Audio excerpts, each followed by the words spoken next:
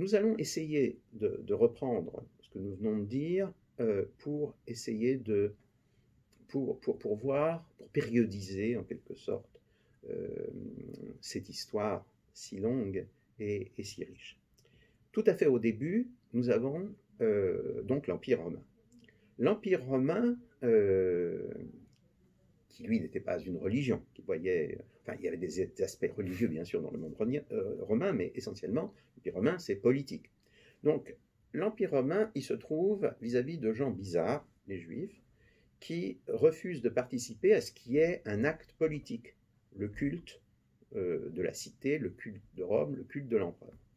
Et les Romains qui sont extrêmement pragmatiques, bon, disent les Juifs sont une anomalie, mais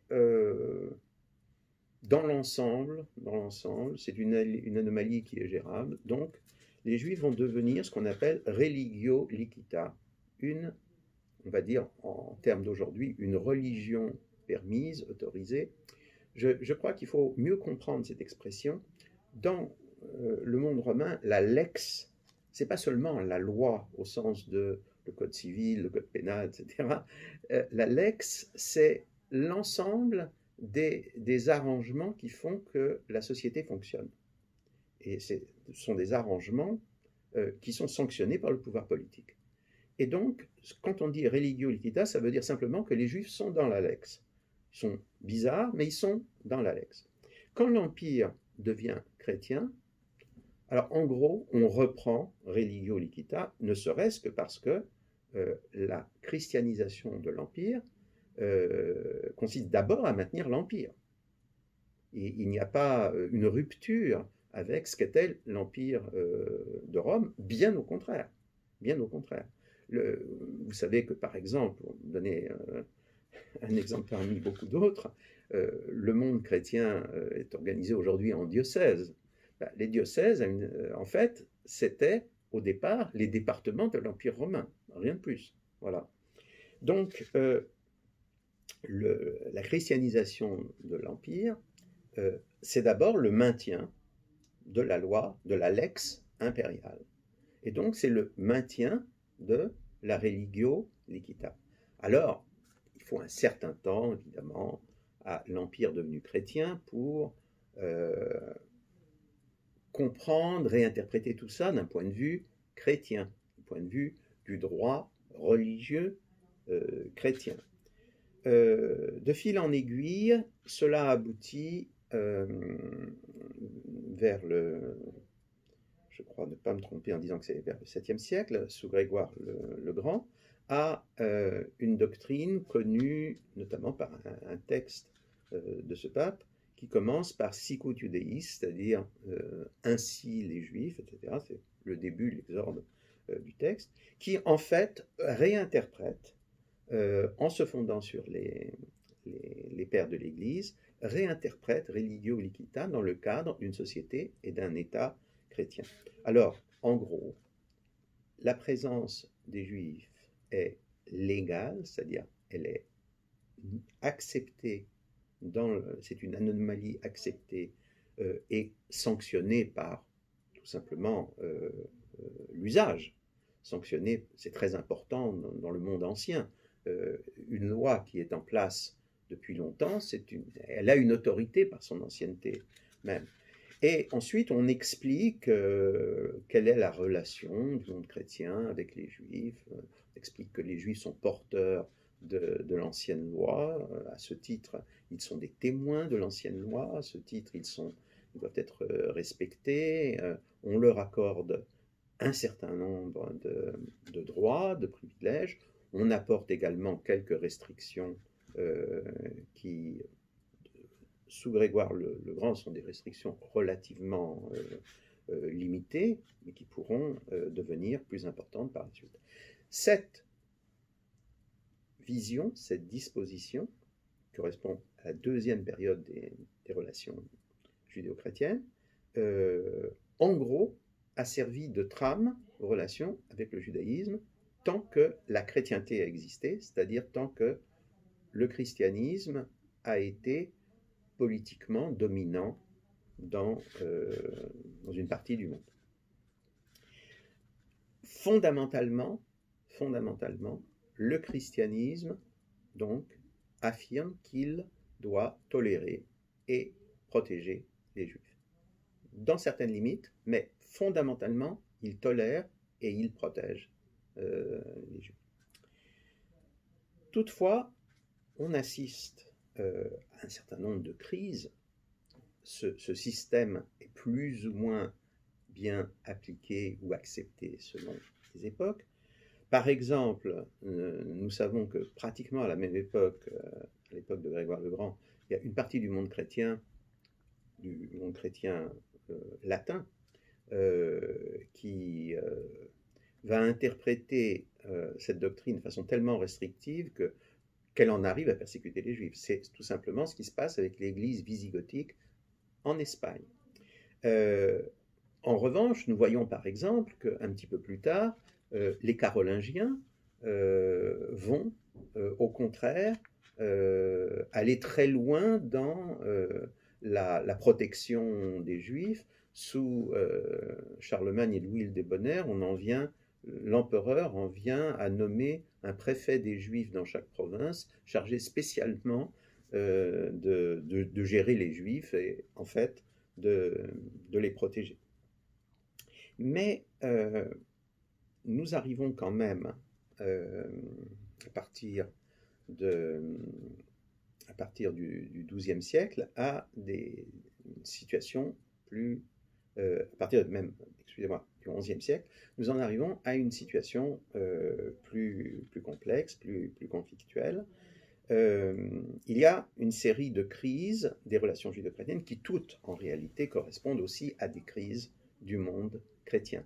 Dès qu'il y a crise dans le monde chrétien, crise politique, crise religieuse, crise politico-religieuse, fatalement, on va instrumentaliser les Juifs d'une façon ou d'une autre dans ces crises, parce que les Juifs sont là, les Juifs sont importants, les Juifs sont à la fois un atout ou un repoussoir. Donc on va les utiliser, on va les instrumentaliser.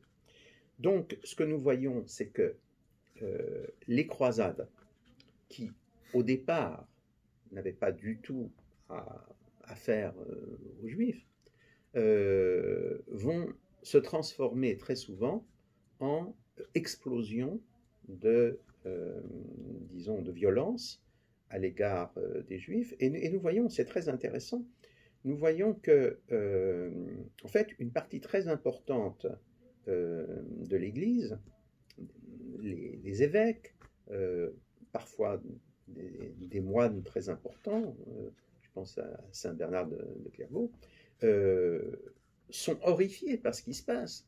Et ils protègent les Juifs, ils mettent en garde, c'est le cas de Saint Bernard, il explique aux croisés, mais vous êtes devenus fous, c'est pas du tout, c'est pas ça les croisades.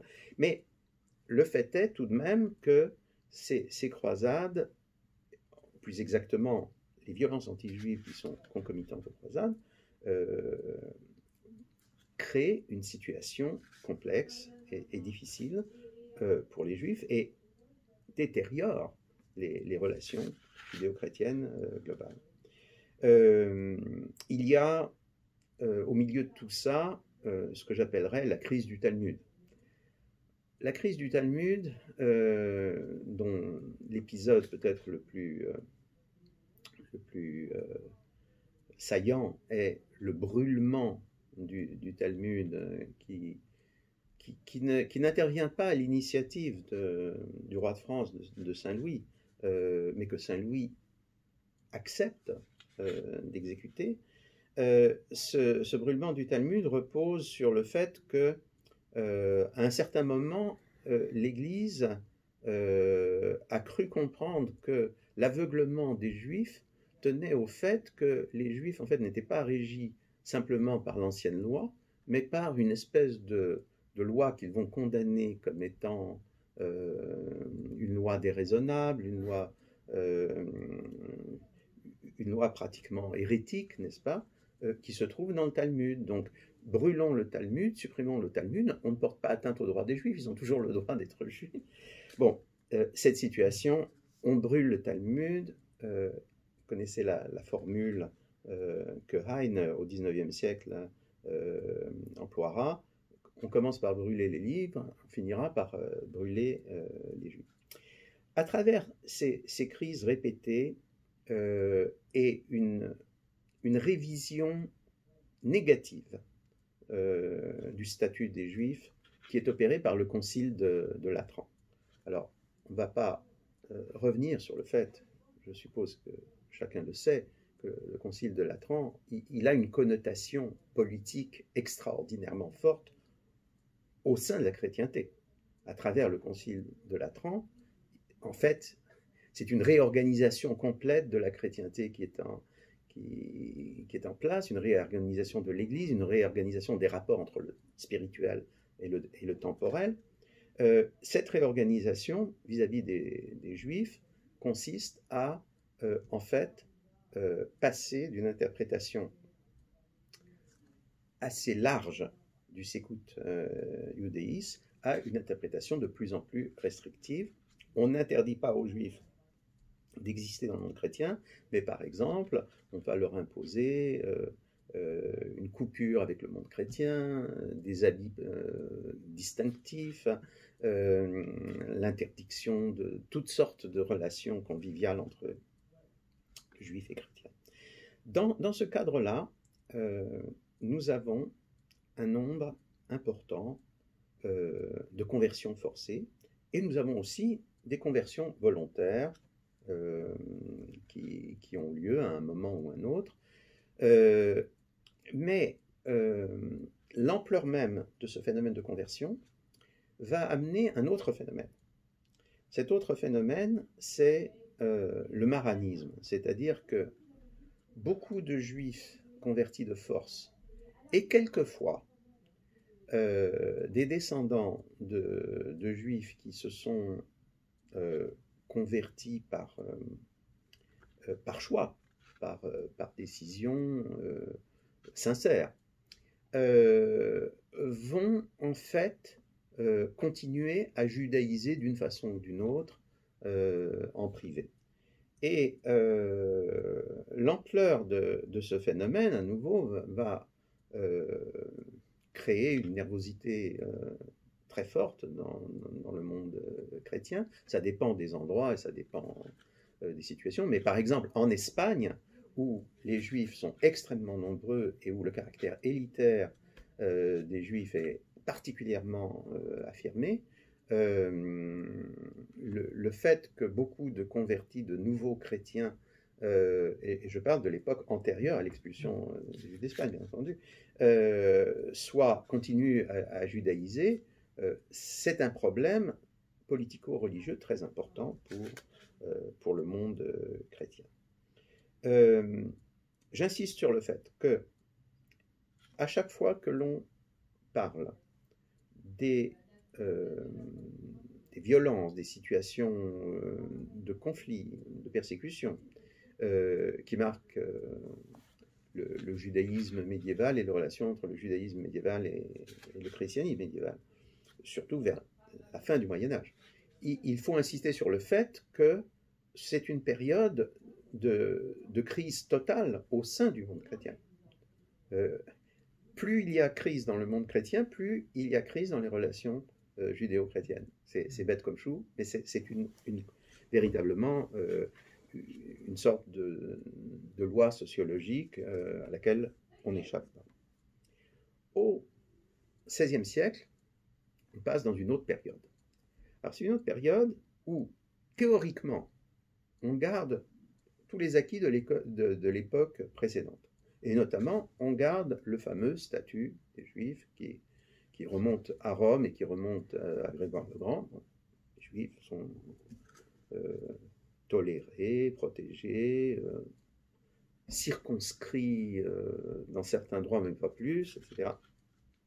Mais en fait, le monde chrétien connaît une évolution radicale. Nous avons la Renaissance, la Réforme, la contre-réforme, les guerres de religion, et au terme de tout ça, nous avons une fragmentation du monde chrétien et une laïcisation de facto. À partir du moment où l'on sort des guerres de religion en disant que chaque prince a le droit d'avoir sa religion et il a le droit d'imposer ou de ne pas imposer sa religion à ses sujets, en réalité, cela veut dire qu'on accepte l'idée que le politique, en réalité, puisse être laïque. Alors, évidemment, la plupart des États chrétiens, catholiques, protestants, ne disent pas ça. Mais de facto, c'est ce qui se passe.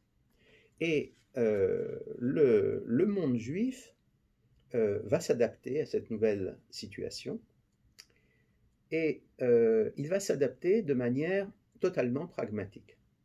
Totalement pragmatique. C'est-à-dire que bon, l'Empire de Rome s'est divisé en un certain nombre de, disons, de sous-empires, mais eh ben, voilà, là où les Juifs peuvent survivre en tant que Juifs, c'est bien, là où ils ne peuvent pas, c'est moins bien.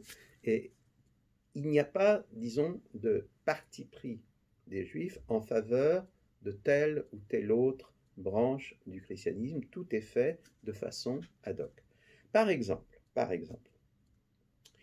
il faut savoir qu'au début de la Réforme, en théorie, la Réforme, Luther, les premiers réformés, en théorie, ils lisent la Bible. En théorie, ils invoquent la Bible.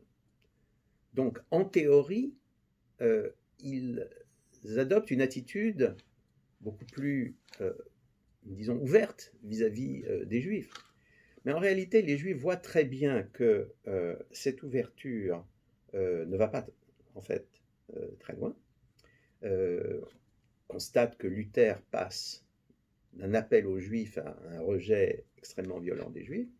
Et donc, en fait, ce que nous voyons au XVIe siècle, c'est que les Juifs vont plutôt jouer la carte conservatrice.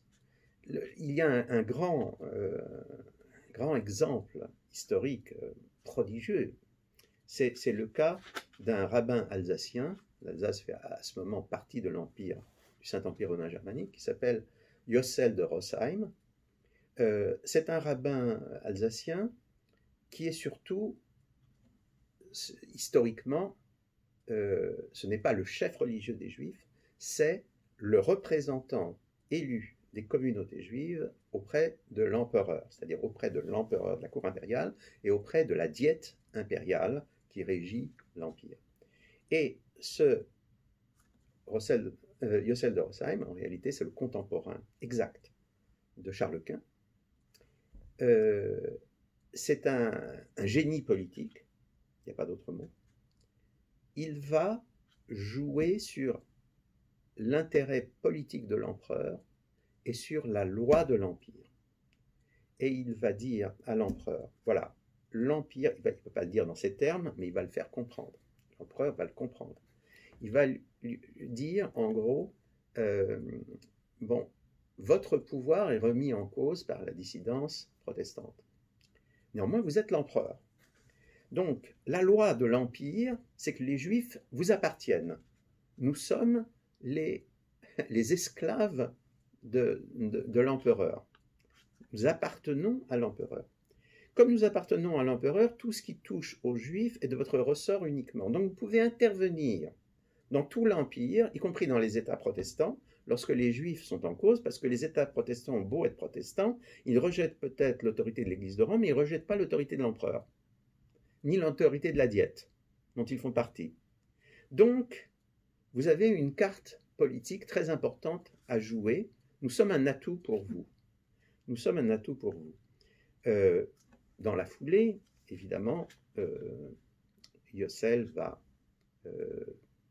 négocier, faire valoir l'utilité sociologique des Juifs au-delà de leur utilité politique.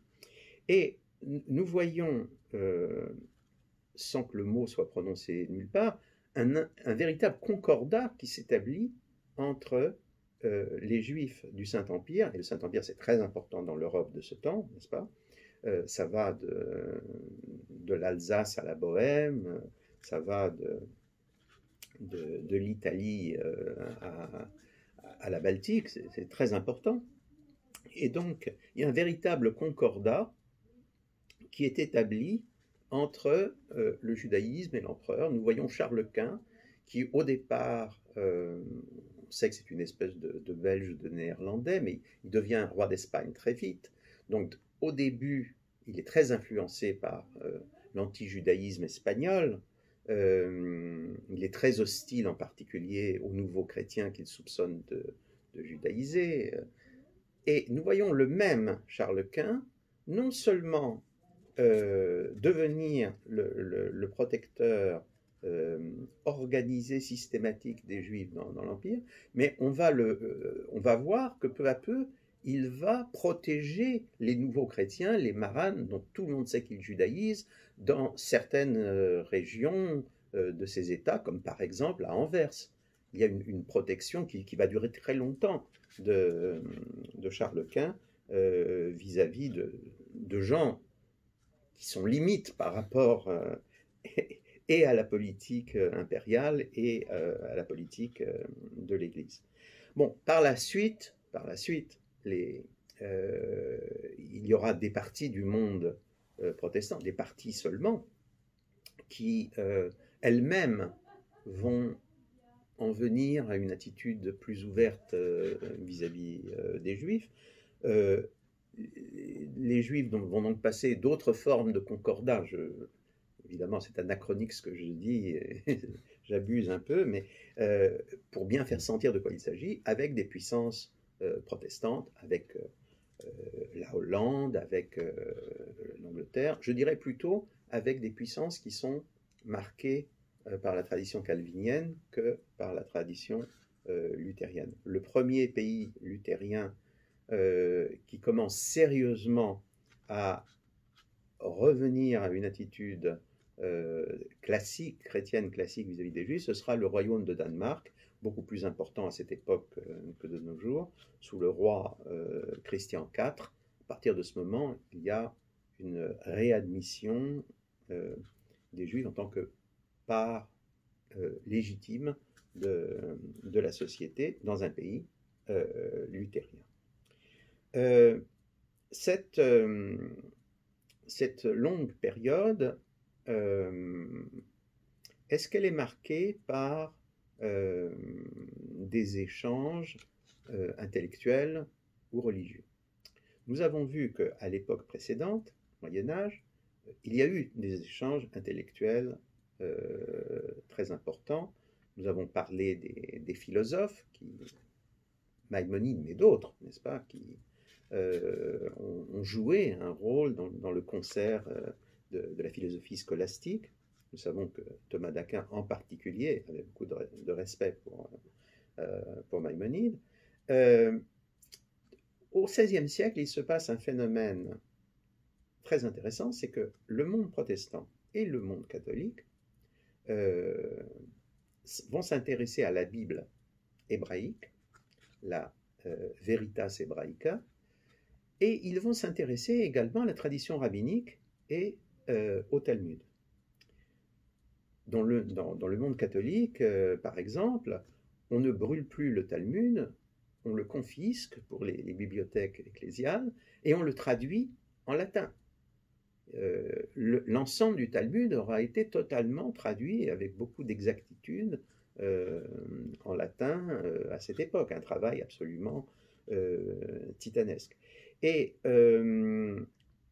cette proximité va avoir beaucoup d'importance dans le développement de la philosophie politique moderne dans le monde chrétien. L'idée de l'État, qui classiquement dans le monde chrétien reposait sur une lecture des classiques grecs et latins, s'enrichit d'une lecture des classiques juifs qui étaient relativement peu utilisés et peu connus, et elle aura énormément d'influence, au point que certains politologues, certains historiens des idées pensent que, en fait, la plupart des notions que nous connaissons aujourd'hui, que nous rapportons à l'État moderne, à l'État de droit, en anticipant un peu, on pourrait dire, à la démocratie moderne, en fait, résulte de ces échanges entre le monde chrétien et le monde juif. Est-ce que les juifs, de leur côté, subissent une influence chrétienne? Certainement. Ne serait-ce que, par exemple, beaucoup de juifs ont été chrétiens un certain temps, puisqu'ils ont été maranes. Ils ont pu revenir au judaïsme. Vous avez le cas, par exemple, de Spinoza, qui vient d'une famille de maranes revenus au judaïsme. Ils connaissent, en fait, très bien, souvent, non seulement la théologie, mais la philosophie chrétienne. Donc, ceci, fatalement, peut marquer les esprits. Dans le cas de Spinoza, ça aboutit d'ailleurs à un détachement ultime vis-à-vis du judaïsme.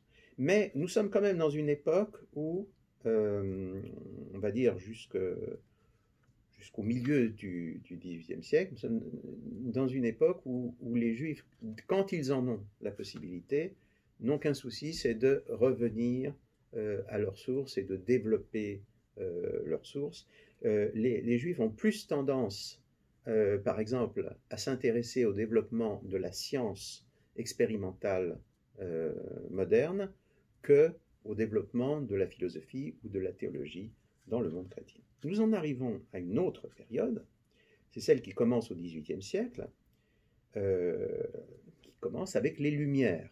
Alors, les Lumières commencent sur le plan culturel, puis deviendront quelque chose de sociologique et de politique. Les Lumières, c'est, certains diront, le début de la déchristianisation de l'Europe et de l'Occident, d'autres diront le début d'une laïcisation, non pas de facto, mais désormais en profondeur, presque de juré, du monde occidental, du monde européen et du monde péri-européen, je pense à l'Amérique, bien entendu. Les Lumières affectent aussi bien le monde juif que le monde chrétien. Et pour les Juifs, les Lumières, c'est une sorte de pacte faustien. C'est-à-dire que les Lumières semblent promettre un espace de liberté et, disons, de développement pour les Juifs qu'ils ne connaissaient pas, dont ils n'avaient pas jouissance depuis Constantin, en gros. En théorie, les Juifs, désormais, n'ont plus à se justifier au nom de la théologie chrétienne ou au nom de la philosophie politique romaine pour continuer à exister. Mais ce développement de la tolérance, il porte en lui un développement de l'intolérance. Parce que, tout d'abord, si les Juifs sont admis dans la société, à part entière, ils n'ont plus droit à leur spécificité. Tout aux Juifs en tant qu'individus, mais rien en tant que nation, dira Clermont-Tonnerre, c'est-à-dire rien en tant que communauté particulière, communauté à part, communauté singulière. Mais il y a quelque chose aussi de plus dangereux dans les Lumières, c'est qu'en fait les Juifs perçoivent très vite, très vite, que beaucoup de Juifs perçoivent très vite, c'est que si le monde chrétien se déchristianise, en fait le statut des Juifs est ébranlé. Plus le monde chrétien s'éloigne des sources juives, plus il rejette la Bible, moins il a de raisons d'accepter la singularité des Juifs. Donc il y a une situation vraiment difficile. Disons que le XIXe siècle, la première partie du XXe siècle, par certains côtés, même l'époque que nous vivons, est marquée par cette espèce de d'ambivalence. On dit souvent que les Juifs ont eu tendance, dans cette évolution, qu'ils ont eu tendance à aller, à pencher politiquement et sociologiquement à gauche, à aller dans le sens le plus libéral possible, donc dans le sens d'une certaine déchristianisation. En fait, un examen attentif de ce qu'a été l'histoire réelle des communautés juives au XIXe siècle, au début du XXe siècle, montre le contraire. C'est-à-dire que la première réaction des Juifs a été d'être très conservateurs. D'être très contents, disons, du supplément de tolérance qu'apporte l'époque moderne, mais en même temps a été de souhaiter le maintien de la société traditionnelle. Donc là où il y a une monarchie, il y a beaucoup de loyalisme monarchique. C'est le cas, par exemple, de l'Empire austro-hongrois, où on peut dire qu'à un certain moment, les sujets les plus loyalistes des Habsbourg vont être les Juifs. Et ce que l'on voit aussi, c'est que dans beaucoup de pays, plus un Juif est traditionnel, pratiquant, plus il va avoir tendance à voter avec, là où il y a des élections, mais il y a de plus en plus d'élections, à voter avec les partis conservateurs chrétiens. Je donne un exemple qui est peu connu, mais qui est quand même extraordinairement important. Dans la Pologne indépendante de l'entre-deux-guerres, entre 1918 et 1939, contrairement à toutes sortes d'idées reçues, le parti politique juif le plus important, ce n'est pas du tout un parti socialiste ou révolutionnaire, c'est le parti des conservateurs religieux, l'Agudat Israël, et ce parti qui a la majorité des voix juives dans la Pologne de cette époque, ce parti, politiquement, est l'allié du principal parti catholique en Pologne. Il y a une alliance catholique juive qui va être en quelque sorte la colonne vertébrale de la République polonaise entre 1918 et 1939. Cette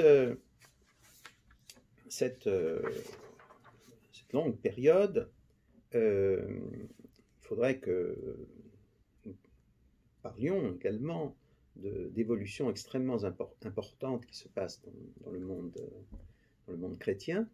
Le monde chrétien, une partie du monde chrétien a peur de la modernité, rejette la modernité.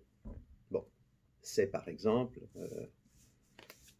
les prises de position que nous savons du pape Pie IX, qui d'abord est un pape libéral et qui devient ensuite le théoricien intransigeant d'un refus total de la modernité.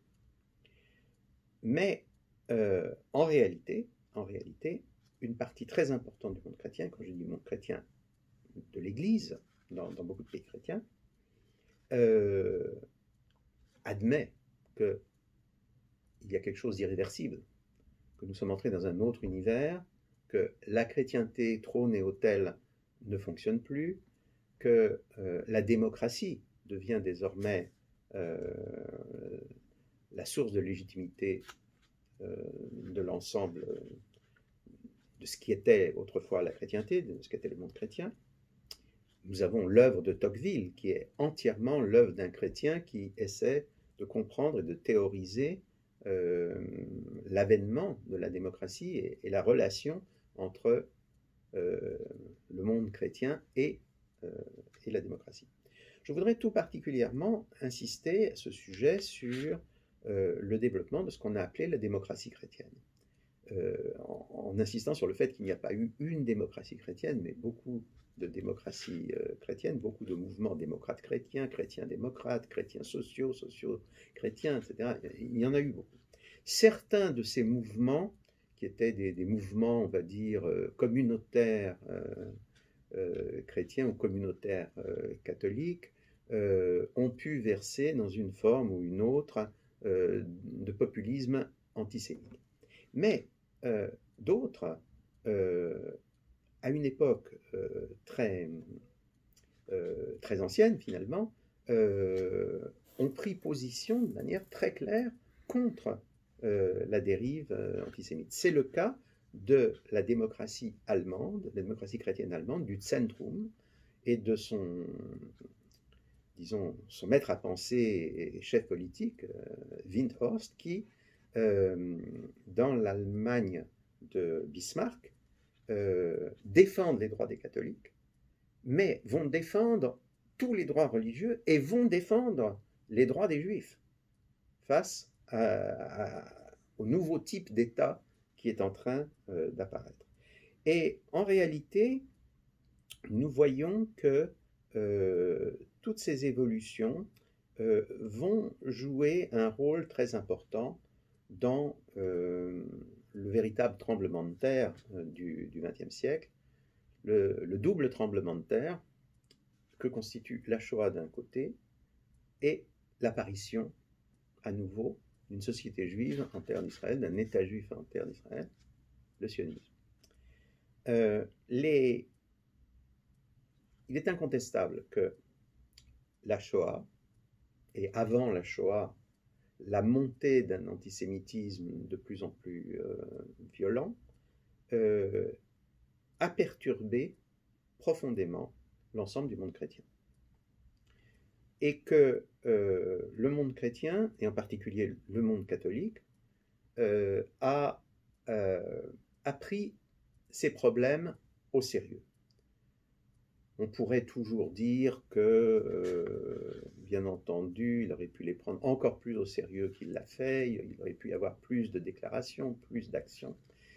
Je crois qu'il faut remettre toujours les choses dans leur contexte, et le contexte, c'est que il y a avant même que la Shoah atteigne toute sa dimension, il y a un questionnement chrétien qui est très important, un questionnement catholique qui est très important sur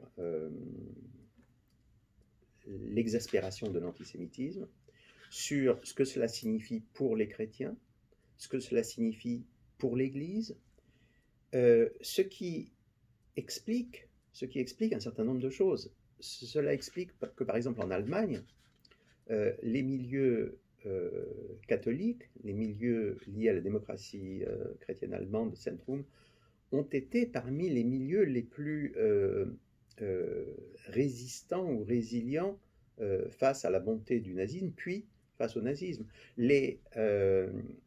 Quand on regarde la résistance intérieure allemande à Hitler, on est frappé par le fait que la part du religieux est très importante dans cette résistance, et que, en particulier, la part des catholiques est très importante. Il n'y a pas, par exemple, dans le monde catholique, de dérive analogue à ce qui se passe dans le monde protestant, c'est-à-dire l'émergence d'une soi-disant église chrétienne allemande, qui est une église marcioniste.